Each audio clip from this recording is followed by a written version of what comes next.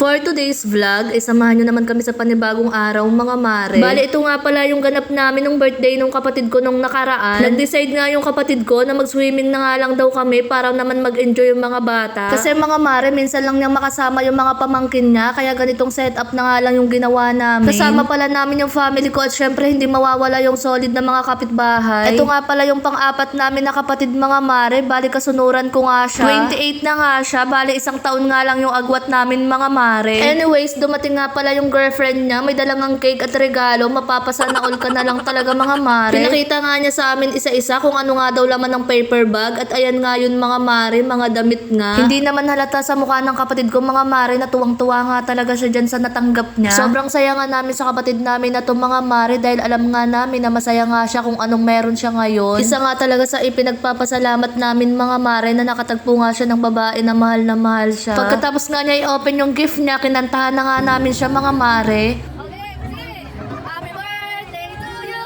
Happy birthday to you.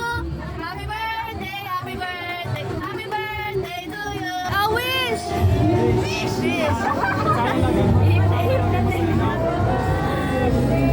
Pagkatapos nga namin siyang kantahan, kumain na nga rin kami para naman makapag-swimming na nga. Sayang nga talaga mga mare dahil hindi nga kami kumpleto na family dahil nga mga busy nga talaga yung iba kong kapatid. Pero alam naman namin na mauulit pa naman to kaya in-enjoy na nga lang talaga namin yung moment na to. Biglaan nga kasi to mga mare, hindi nga namin akalain na matutuloy nga to kaya kami nga lang yung nakapunta. Ito nga po pala lahat ng handa niya mga mare, meron nga dyang butter shrimp at ayan nga talaga yung una kong tinikman. Pagkatapos nga kumain ng kapatid ko, sinama na nga nila si Kaden at pinaliguan na nga nila sa swimming pool. Kasi nga naaawa na nga yung tito niya, nagmumuryot na nga sa tabi at talagang umiiyak na dahil gustong gusto na nga niyang maligo. Nag-offer nga sila na papaliguan na nga daw nila kaya ayan pumayag na nga ako. Ang sabi ko nga sa kanila, ibantayan nga nila dahil nga sobrang kulit nga ng batang niya. Lumapit nga ako dyan para ma-videohan nga at tingnan nyo naman yung ngiti niya dyan mga mare, talaga namang abot tenga. Fast forward na nga tayo mga mare, balik kinabukasan nga ng umaga ay dumating na nga yung magkakabit ng internet namin. Nagpakabit nga kami ng panibagong internet mga mare dahil ilang linggo nga kaming walang wifi. Kailangan ko nga rin kasi itong mga mare sa pagbablog ko kaya hindi nga talaga pwede na wala nga kaming internet. Medyo gumaganda na nga yung page ko kaya kailangan hindi ko nga talaga mapabayaan mga mare. Kasi nga mga mare, pinangako ko nga sa sarili ko na kahit anong busy ko nga ay hindi ko nga dapat pabayaan tong pagbablog ko. Anyways, busy nga si Mr. Jan dahil nga may pinagawa nga sa kanya. Ang sabi ko nga ay siya na nga ang mag-asikaso dahil nga i-video ko nga sila. Pagkatapos nga nilang ayusin sa labas, pumasok na nga rin kami dahil dito nga sila magse-set up sa loob. Pagkatapos nga namin mag-fill up, maya-maya nga ay natapos na nga rin sila kaya ayan, nagliligpit na nga si kuya. Nakakatuwa lang talaga mga mare dahil hindi na nga kami nag-antay ng matagal dahil nga sobrang bilis nga ng process nila. Sa mga taga Montalban dyan, kung gusto nyo nga magpakabit ng internet, i-message nyo lang po si Miss Marie. Mare-recommend ko talaga siya sa inyo mga mare dahil sobrang bilis nga talaga ng transaction niya. Anyways, kung hindi ka pa nga nakafollow sa page namin, please paki-follow naman po. Yun lang. Babush!